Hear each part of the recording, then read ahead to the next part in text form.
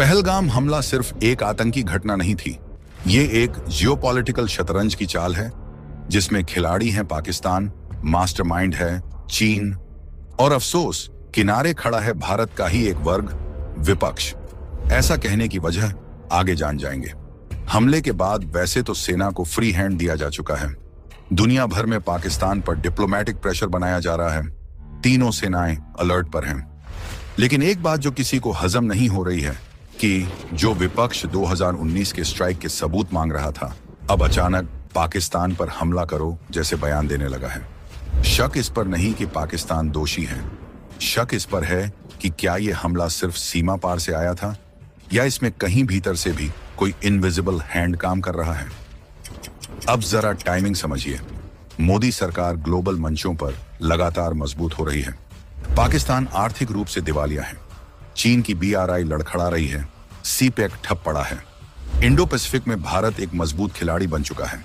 America ने चीन पर 245% टैरिफ लगाकर उसकी मैन्युफैक्चरिंग को झटका दिया है और अब कंपनियां भारत की ओर रुख कर रही हैं। यानी भारत बन रहा है अगली मैन्युफैक्चरिंग सुपर पावर। और यही बात चीन और पाकिस्तान को सबसे ज्यादा खटक रही है और शायद विपक्ष को भी।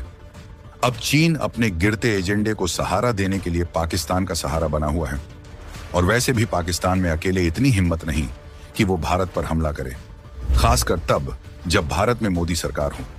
मकसद साफ है, भारत को युद्ध में उलझाना, क्योंकि युद्ध का मतलब है अस्थिरता, अस्थिरता का मतलब है निवेश रुकना। जो रोड, पोर्ट्स, एयरपोर्ट्स, यूनिवर्सिटीज, अस्पताल बन रहे हैं उन पर ब्रेक लगाना और अंत में विपक्ष को चुनावी मौके देना ताकि वो कह सके मोदी जी ने किया ही क्या। युद्ध में उलझते ही भारत का फोकस LAC से हटेगा और यहीं से चीन अपने खेल में आगे बढ़ेगा।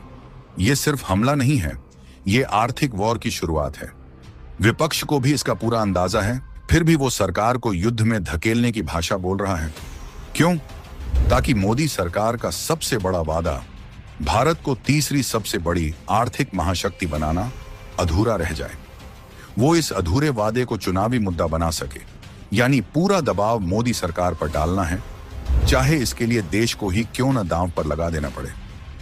लेकिन उन्हें याद रखना चाहिए, ये वही सरकार है जिसने उरी के बाद सर्जिकल स्ट्राइक की, पुलवामा के बाद एयर स्ट्राइक की और हर बार जमीन पर जवाब दिया, बिना हो हल्ले के, बिना राजनीति के। भारत बदला जरूर लेगा, लेकिन अपनी मर्जी से, अपनी टाइमिंग पर और अपने मैदान पर। यह युद्ध का शंखनाद नहीं है, ये चुपचाप फतह की तैयारी है। इस बार भारत शिकार नहीं,